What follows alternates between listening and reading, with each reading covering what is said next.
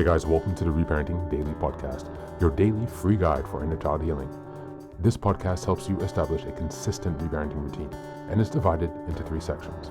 The first is a daily reading, the second is a discussion of that reading followed by suggested journal prompts, and the last section is a peaceful meditation for closing. Good morning, good afternoon, and good evening from whenever and wherever you're joining us. I'm so glad that you can join us for this journey of healing, self-expansion, and growth. If this is your first time, welcome. Now, before we dive in, I'd like to remind us that we've passed the 500 marker of Reparenting Daily. As a celebration of that, I've opened the Patreon community for free membership so that you can join our Zoom calls for free. There's a lot going on in the world right now, and many people are struggling. And so my hope with this is to encourage others to take up the serious work of reparenting on themselves and to offer and provide a free community where people can do that. I'd also like to personally thank all of you who have been along for the journey so far. Just as a reminder, this is a free podcast, but I do sell the Reparenting Daily Journal where you can follow us along with all the monthly and weekly themes, and where you can also join us in our free Zoom calls to reflect on the weekly themes as we make our way through the year. This is something that I've opened up for free, but you can purchase the journal if you'd like to support the podcast. You can also just copy the themes within your own journal and follow us along there. If you'd like to support us in other ways, you can also join the Patreon with a paid subscription or also donate on Buy Me a Coffee.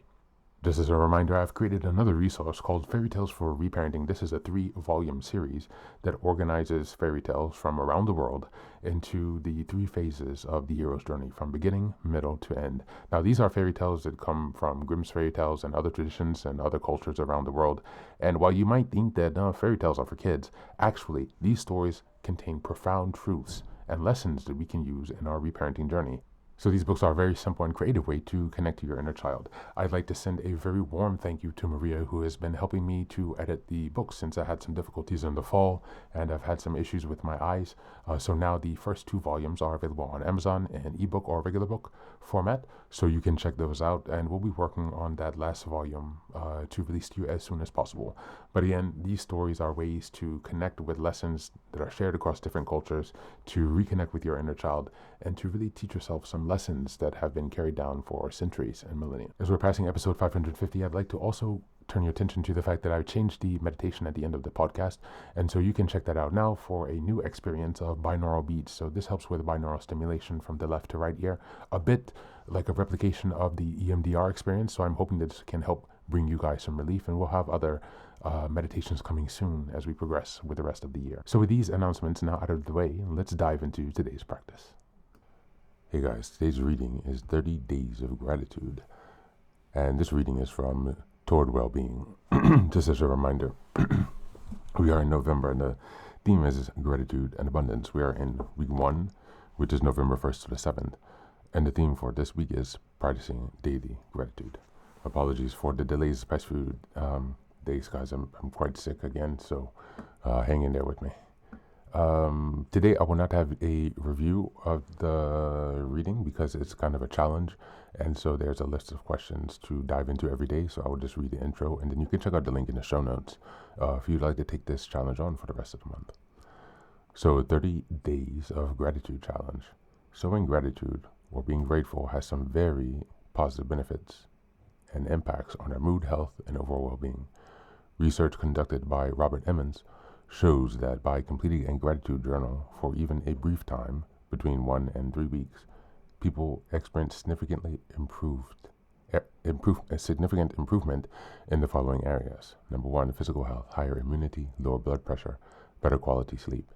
Number 2, psychological, more optimistic, improved mood, increased sense of joy and happiness. And number 3, social, more compassionate, less isolated and lonely, and increased positive relationships. So how can gratitude do all this? Well, it's about the individual. So in part, it is actual writing down or recording gratitude. Essentially, when you journal what you are grateful for, it helps you train or focus your mind on the positive rather than the negative. And this in turn changes the way you look at and interact with the world. It affirms the goodness in our lives and gets us to really acknowledge what we do have. And this is important because we often slip into unpleasant habits of focusing on what we don't have, forever pushing forward and onwards and not appreciating the present moment. It also helps us to figure out where this goodness comes from. And often, it is from the people in our lives.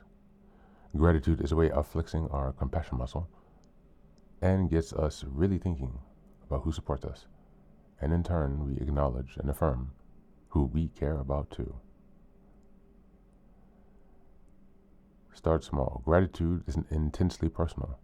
And actually, the smaller or more specific you get about the things you're grateful for, the better the practice is.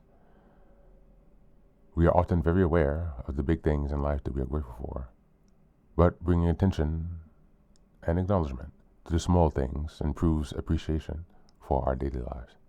It could be as simple as being grateful for those comfy pants you own, that you found a chocolate bar that had slipped behind something healthy in the cupboard, or that it only took 5 minutes to exit the house with your child this morning instead of normally 20 minutes.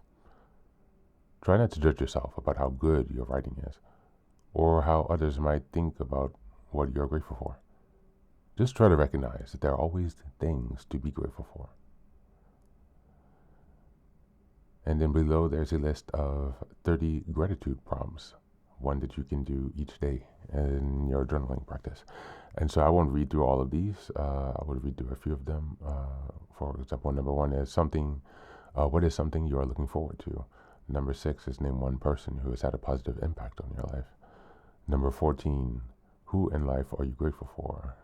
Number 15, what about your health or your body do you appreciate? Number 20, what is your favorite time of day? And so forth. So you can go through each of these and so in a gratitude journal to help you go along with this challenge for the next 30 days or however long you'd like to take out on.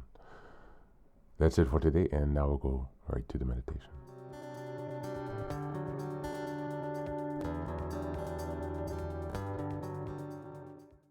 Welcome back, welcome back. Now, this is the third and final section of the daily podcast. This is your silent meditation. Please go ahead and find a space where you can be comfortable and undisturbed, where you can relax and spend some time with yourself for this 10-minute silent meditation. You can choose to be sitting, standing, lying down, or in whatever position makes you comfortable today. Take a moment to simply be with yourself. Focus on your breath and gently connect with each part of your body. If thoughts arise, don't let them overwhelm you. Just observe them without attachment. Imagine them as leaves drifting down atop a river, passing by without needing your engagement. Stay present, grounded, and open to this moment.